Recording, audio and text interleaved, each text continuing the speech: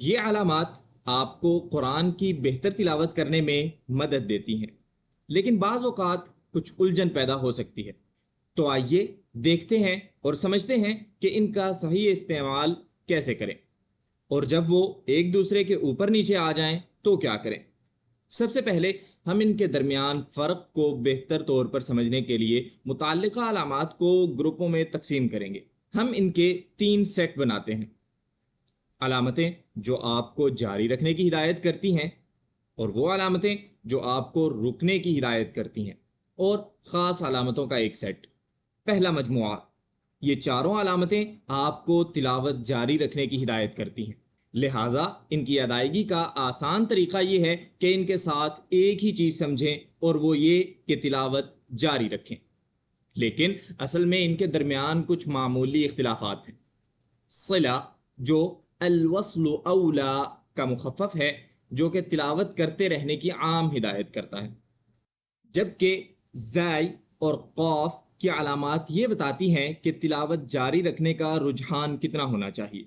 مثلا زائی کا مطلب ہے کہ آپ کو زیادہ امکان کے ساتھ تلاوت جاری رکھنی چاہیے، یعنی 80% جاری رکھیں اور 20% جاری نہ رکھیں، جبکہ قاف کا مطلب ہے کہ رکنے کا رجحان تھوڑا زیادہ ہے، یعنی 60% جاری رکھیں اور 40% جاری نہ رکھیں۔ لیکن آخر میں آپ ان میں سے کوئی بھی علامت دیکھیں تو آپ کو رکنا نہیں چاہیے بلکہ پڑھتے جانا چاہیے۔ تاہم لا تھوڑا مختلف ہے۔ یہ علامت آیت کے درمیان بھی استعمال ہو سکتی ہے اور آیت کے اختتام پر بھی۔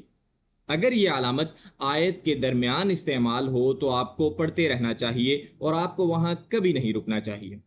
لیکن اگر یہ علامت آیت کے اختتام پر استعمال ہو تو صرف آیت کے آخر میں رک سکتے ہیں، کیونکہ یہ سنت ہے، لیکن اس مقام پر اپنی قرات ختم نہیں کر سکتے۔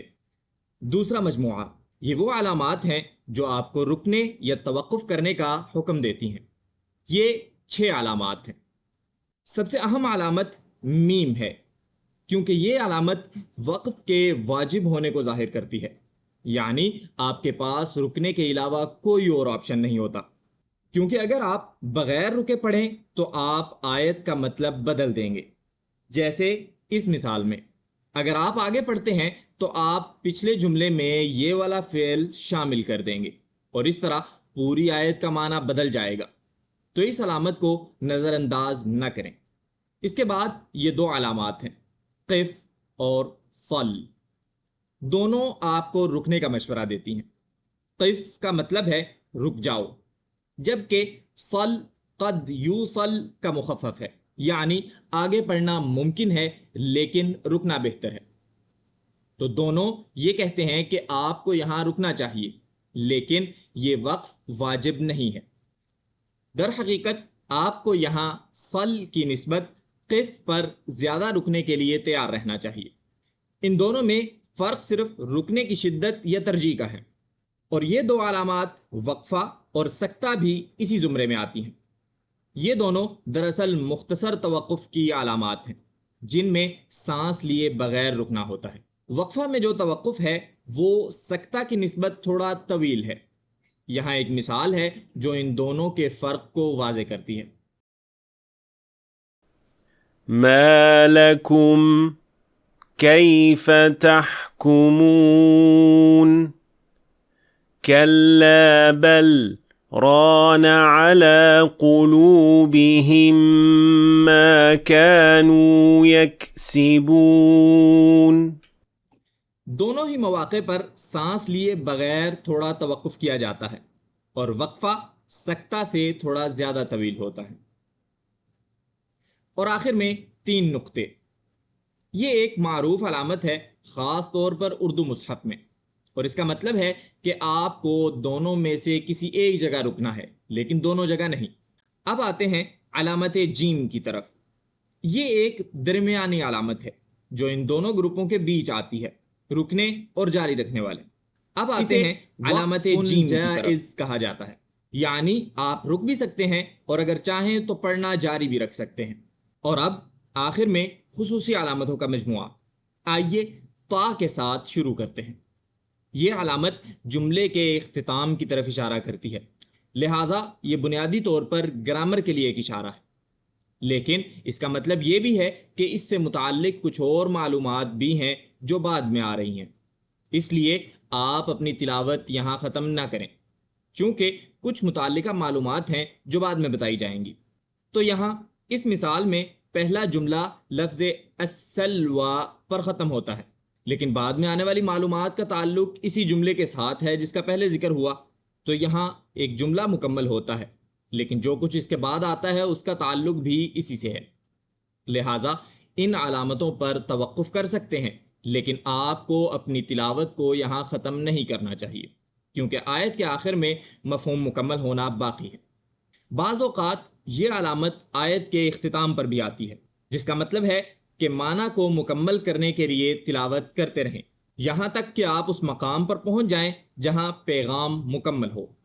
اگلی علامت ہے صاد، اور یہ رخصہ کا مخفف ہے، جس کا مطلب ہے اجازت۔ یہ علامت عموماً لمبی آیتوں میں پائی جاتی ہے اور یہ اشارہ کرتی ہے کہ آپ کو سانس لینا ہو تو آپ رک سکتے ہیں، لیکن اگر آپ کو ضرورت نہیں ہے تو آپ کو پڑھنا جاری رکھنا چاہیے، اس لیے کہ رکنے کے لیے یہ اچھی جگہ نہیں ہے جب تک کہ آپ کو واقعی سانس لینے یا وقفہ کرنے کی ضرورت نہ ہو۔ تو یہاں اس طویل آیت میں آپ کے پاس یہ جگہ ہے جو اس بات کی نشاندہی کرتی ہے کہ آپ یہاں سانس لے سکتے ہیں، لیکن اگر آپ یہاں نہ رکیں تو بہتر ہوگا اور مفہوم مربوط رہے گا۔ اس کے بعد عین کی علامت ہے، جس سے مراد لفظ رکوع ہے، لہٰذا اگر آپ نماز میں ہیں تو یہ زیادہ متعلق ہے، اور یہ اس بات کی طرف اشارہ کرتی ہے کہ یہ جگہ تلاوت کو ختم کرنے اور رکوع میں جانے کے لیے ایک اچھا مقام ہے، اس لیے کیونکہ یہاں ایک خاص درس یا کسی نبی کا واقعہ مکمل ہو رہا ہے، تو تلاوت کو ختم کرنے کے لیے یہ ایک مناسب مقام ہو سکتا ہے۔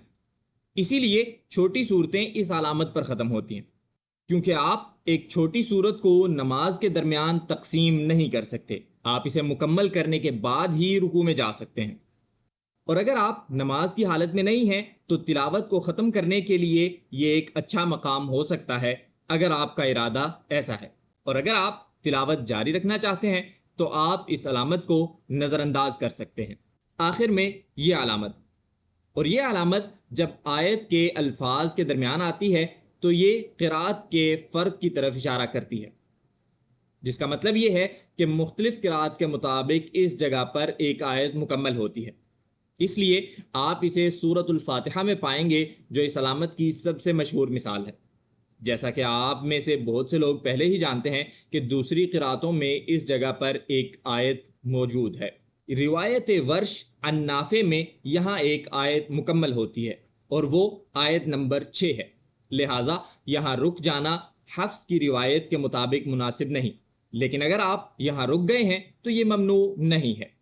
ایک اور آیت کو بطور مثال دیکھتے ہیں، تو یہاں بہتر یہ ہے کہ تلاوت کرتے رہیں، کیونکہ آپ روایت حفص عن عاصم کے مطابق تلاوت کر رہے ہیں، لیکن جان لیں کہ اس جگہ مختلف روایت یا قرات کے مطابق آیت مکمل ہو رہی ہے۔